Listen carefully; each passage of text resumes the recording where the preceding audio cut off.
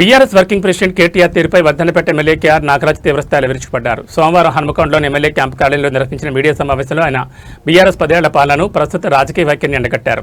జాగృతి అధ్యక్షురాలు కల్వకుంట్ల కవిత తీసుకుంటున్న నిర్ణయాలు రాష్ట్రంలోని రాజకీయ పరిణామాలు కేటీఆర్ను అసహజ స్థితిలోకి నెట్టాయని నాగరాజ్ వ్యాఖ్యానించారు.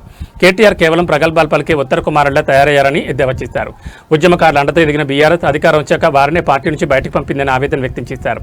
దళితుల్ని ముఖ్యమంత్రిని చేస్తామని, పేదలకు డబుల్ బెడ్రూమ్ ఇస్తామని చెప్పి ప్రజలను మోసం చేశారని ఆరోపించారు. ఇప్పుడు పేరు మార్చినంత మాత్రాన ప్రజలు వారిని నమ్మే పరిస్థితులు లేరన్నారు. బంగారు తెలంగాణ పేరుతో రాష్ట్రాన్ని అప్పుల కుప్పగా మార్చి అడ్డగోలుగా దోపిడీ చేశారని మండిపడ్డారు. సీఎం రేవంత్ రెడ్డి నాయకత్వంలోని ప్రభుత్వం ఉద్యమకారులకు అండగా నిలుస్తోందని నాగరాజ్ తెలిపారు. తాము అధికారంలోకి వచ్చాక ఇప్పటివరకు 60,000కు పైగా ఉద్యోగాలను భర్తీ చేస్తామని, బీఆర్ఎస్ చేస్తున్న అసత్య ఆరోపణలను ప్రజలు గమనిస్తున్నారని చెప్పారు. ఎమ్మెల్యేలు, ఎమ్మెల్సీల కోసం నిర్వహించిన క్రీడా పోటీలను సైతం బీఆర్ఎస్ నేతలు బహిష్కరించడం వారి సంకుచిత మనస్తత్వానికి నిదర్శనమని విమర్శించారు. అసెంబ్లీ, పార్లమెంట్ ఎన్నికల్లో ప్రజలు బీఆర్ఎస్కు గట్టిగా బుద్ధి చెప్పారని, రాబోయే గ్రేటర్ వరంగల్ మరియు హైదరాబాద్ మున్సిపల్ ఎన్నికల్లోనూ ఇదే తీర్పు పునరావృతమవుతుందని ఆయన ధీమా వ్యక్తం చేశారు. నమస్కారాలు, అలాగే జై భీములు. మరి నిన్న కేటీఆర్ మాట్లాడేది బహుశా అందరు చూస్తుంటారు. సత్యన్నరా మైండ్ దొబ్బి ఏమంటారు కదా, మైండ్ బ్లాక్ ఏదో అంటారు కదా, డైలాగ్ ఉన్నది కదా, వాళ్ళ చెల్లె ఇచ్చిన షాక్లకు మైండ్ దొబ్బి బ్లాక్ అయిపోయి ఇప్పుడు మళ్ళా బీఆర్ఎస్ నుండి టీఆర్ఎస్గా మారుస్తామని డైలాగులు కొడతాడు. మరి సొంత ఇంటి చెల్లెనే రోజుకొక పుస్తకం పేజ్ ఒక్కొక్కటి వీళ్ళ చరిత్ర చెప్తుంటే మొహం ఎక్కడ పెట్టుకోవాలన్నా తెలియక మళ్ళా ప్రగల్భాలు, ఉత్తమ కుమారునిలాగా మళ్ళీ ప్రగల్భాలు కొడుతున్నాడు. మరి ఉద్యమకారుల ఉసురు పోసుకున్న వీళ్ళు ఉద్యమకారుల ఉసురు పోసుకొని వారిని తరిమి కొట్టి తన్నేసిన పార్టీల నుండి.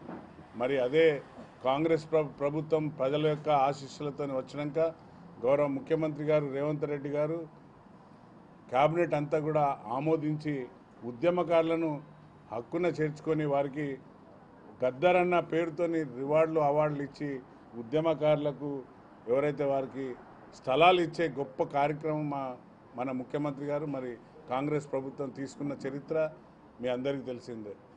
మరి ఇప్పుడు మీరు బిడ్డ ఎన్ని పొర్లు దండాలు పెట్టినా కూడా, మీరు కాళ్ళు మొక్కినా కూడా, ఎవరికి పోయి కడుపులో తలకాయ పెట్టినా కూడా ఎవరు కూడా తెలంగాణ ప్రజలు ఎవరు నమ్మరు బిడ్డ నిన్ను. ఎందుకంటే తెలంగాణ ప్రజలు కర్రు కాల్చి వాత పెడితే మీ అందరికీ తెలుసు. మన కాళోజీ నారాయణ గారు దిగవంత మహానుభావుడు, గొప్ప కవి అన్నాడు, మనోడైతే ఇక్కడనే పాతి పెడతామన్నాడు, అదే పరాయుడైతే మన పొలిమేళ్ళ వరకు తరిమి కొడతా అన్నాడు. మరి మిమ్మల్ని పాతి పెట్టిన బిడ్డ ఈరోజు బీఆర్ఎస్ను మళ్ళీ బీఆర్ఎస్ను టీఆర్ఎస్గా మాస్తా అంటున్నావు, కానీ ప్రజలు ఎవరు మిమ్మల్ని నమ్మరు. మరి మీరు దోసుకున్న ధనం తెలంగాణ ప్రజల ఉసురు పోసుకొని వారు ఎంతోమంది త్యాగాలతోని తెచ్చిన తెలంగాణను మీరు ఏ విధంగా భ్రష్టు పట్టించిండ్రో ప్రజలు గమనించే మీకు కర్ర కాల్చి వాత పెట్టిన సంగతి తెలుసు మీ అందరికీ. మళ్ళీ ఈరోజు మళ్ళా మేమే గొప్ప నాయకులం, మరి తెలంగాణకు అంబాసిడర్లు అనే డైలాగులతో ముందుకు వస్తున్నాడు. దయచేసి మా విద్యార్థి లోకం, అలాగే ఉద్యమకారులు, అలాగే ఎవరైతే ఎంప్లాయ్మెంట్స్ నిరుద్యోగ సంఘాలు ఉన్నాయో వారందరూ గమనించాలి.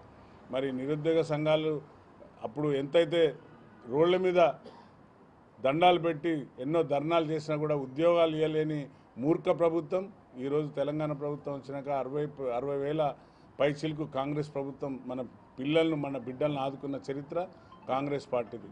మరి అందులో కూడా నువ్వు కామెంట్ చేసినావు, ఒక్కొక్కరికి 3 కోట్లు ఇచ్చి ఉద్యోగాలు కొన్నారు అని కామెంట్ చేస్తే, మొన్న చాలామంది వారి యొక్క డిఎస్పీగా సెలెక్ట్ అయిన వాళ్ళు గ్రూప్ 1, గ్రూప్ 2, 3, గ్రూప్ 2, 4 అందరూ కూడా చాలా సంతోషంగా వారి యొక్క హర్షం వ్యక్తం చేసిన వాళ్ళ ఫ్యామిలీస్ అందరూ కూడా. మొన్న వారితో ఇంటరాక్ట్ అయితే వాళ్ళు చాలా, సార్ మమ్మల్ని ఎంతో మనోవేదనకు గురి చేసింది బీఆర్ఎస్ ప్రభుత్వం, గత ప్రభుత్వం, లాస్ట్కు ఉద్యోగాలు రాకుండా కూడా చేసిన ఘనత మీది కాబట్టి బిడ్డ మిమ్మల్ని ఎవరు నమ్మరు, మీరు ఎన్ని పొర్లు దండాలు పెట్టినా కూడా నమ్మరు. మీకు మళ్ళీ ఇప్పుడు మా వరంగల్ రాబోయే హైదరాబాద్ కానివ్వండి ఎక్కడైనా మున్సిపాలిటీలో మళ్ళీ బొంద పెడతారు తప్పనిసరిగా. ఏదైతే మీరు ఉత్తర కుమారులాగా ప్రగల్భాలు కొడుతున్నారో గౌరవ కూడా చైర్మన్కి రావాల్సింది కోరుతున్నాను. సొంత ఇంటి ఆడబిడ్డను మెడల్ పట్టి నూకేసి బయటికి నూకేసిన ఘన చరిత్ర మీది. ఇప్పుడు మళ్ళా మొసలు కన్నీరు కారుస్తాడు. కుటుంబంలో ఏమైనా ఉంటే సమస్యలు చూసుకోవాలి, కానీ ఆడబిడ్డలు పుట్టి ఇట్లా కుటుంబానికి పరువు పోయే ప్రాబ్లమ్స్ తెచ్చిపెట్టద్దని నిన్న బహుశా వేటు న్యూజిలాండ్లో చూసాను నేను. కానీ పాపం ఆడబిడ్డ కవిత ఎంతో ఏడ్చుకుంటా బయటకు వచ్చి చెప్పిందో తప్పనిసరిగా కవిత ఉసురు తాకింది మీకు. 100% ప్రజలు మీరు ఎన్ని కథలు పడ్డా, నువ్వు ఎన్ని డ్రామాలు వేసినా డ్రామాలో నిన్ను ఎవరు నమ్మరు, నిన్ను నీ భావను. అందుకనే అసెంబ్లీలో కూడా సాక్షిగా మా క్యాబినెట్ మినిస్టర్లు మాట్లాడిన దానికి మీరు సమాధానం లేక ఒకరోజు చెవుల పూలు, మరి చిన్నపిల్లలు ఫ్యాన్సీ డ్రెస్ వేసుకున్నట్టు రోజుకొక డ్రామాలు వేసిండ్రు మీరు. అయినా కూడా ప్రజలు నమ్మరు.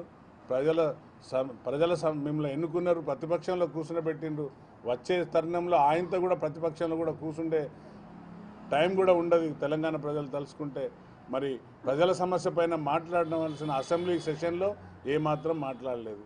చివరికి మన ముఖ్యమంత్రి గారు స్పోర్ట్స్ పైన ఉన్న అవగాహనతోని పిల్లలకు భవిష్యత్తు బాగుండాలనే ఉద్దేశంగా కల్చరల్ యాక్టివిటీస్ స్పోర్ట్స్కు లెజిస్లేటివ్ అందరికి కూడా పెట్టిండ్రు. అందరినీ పార్టిసిపేట్ కమ్మంటే అది కూడా బైకాట్ చేసిన పోయిండ్రు.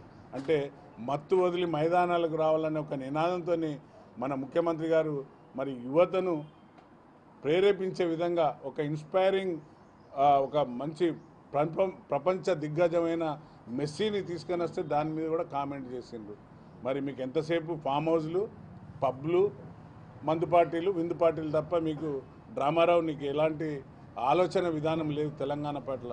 మరి మా ముఖ్యమంత్రి గారు పదవి నుండి, చిన్న పదవిలో నుండి సర్పంచ్ లాంటి, జడ్పీటీసీ లాంటి ప్రతి పదవులు చూసిండు, ప్రజల కష్టాలు చూసిండు. కాబట్టి ఈరోజు తెలంగాణలో ప్రజలను ఆదుకునే విధంగా ప్రభుత్వం ఏం చేసినా కూడా ప్రజా సంక్షేమాన్ని దృష్టి పెట్టుకొని ప్రజాపాలన సాగిస్తుంది. కాబట్టి దయచేసి మీ మీడియా ద్వారా అందరు ప్రజలు గమనించాలి.